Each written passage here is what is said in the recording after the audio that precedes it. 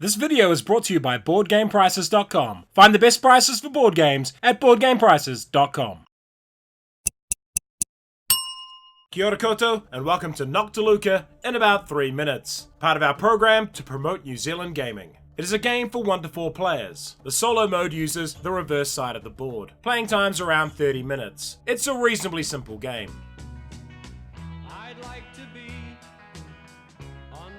Noctiluca are a form of simple marine life, similar to plankton, that exhibit bioluminescence, which means they glow. You're one of a team of divers collecting the Noctiluca. Can you fill your jars with them while diving in the ocean, or will you just be paddling about in confusion? You win if at the end of 2 full rounds you have the most points. You get points from completing jars and having collected coloured dice that match your secret objective. Competitive. Only one player can get the most points at the end of the game. Set collection. You need to collect sets of dice to fill jars, and sets of jars to score big points. Player turn. At the start of the game, hand out a number of pawns based on the player count. There will always be 12 pawns in a game. Each player also has a reference card which shows which coloured dice they want to collect for their secret objective. Each turn you are trying to collect dice and add them to your jars. Dice can only go on spaces with matching colours.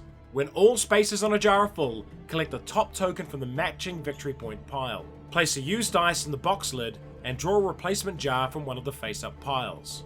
Now how do you get these dice to place? When it is your turn, you get to place a pawn. You can place it in any of the 12 areas around the board that are not currently occupied. You then choose a straight line from your pawn and select a number. For example, we choose this direction and 5. We would then claim all 5s from those 3 spaces. Alternatively, we could go the other way, selecting 1, which would give us these 5 dice. Take all dice selected and place them in your jars. If you cannot place a die, it goes to the next player and they can place it. Play continues until all 12 pawns have been placed. Once this happens, you clear the board. Refill the board with new dice and the direction of play changes, with the last player from the first round being the first player in the second round. When the second round is over, the game ends. Why would you like this game? Noctiluca is one of those deceptive games that looks like it will be a breezy fun, lightweight, jolly old time. But really, it's an intense brain-melting puzzle where you constantly second-guess yourself about what action to take. And actions are so limited in the game. Every single move feels important. I like that the game is only 2 rounds long and that the player order reverses. This ensures that there is no discernible advantage in who goes first or last. The game also has nice board presence with the brightly coloured dice. The best thing about this game is the brain-burning action selection.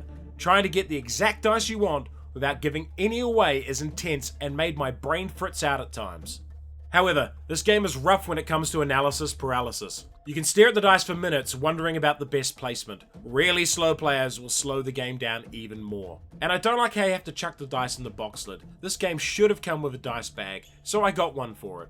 If dice and puzzles are your thing, consider checking out Sagrada as well. And for a completely different game from the same designer, try Raiders of the North Sea. Noctiluca. Now if I place here and I get a 3 and I go along there, I'm going to get 4 of those. But if I go here and I get a 5, I'll probably get 3 of those, but that's going to give 1 to that guy. If I place here, I'll get a 2 and If you enjoyed this video, like it, subscribe to the channel, and check out our Patreon.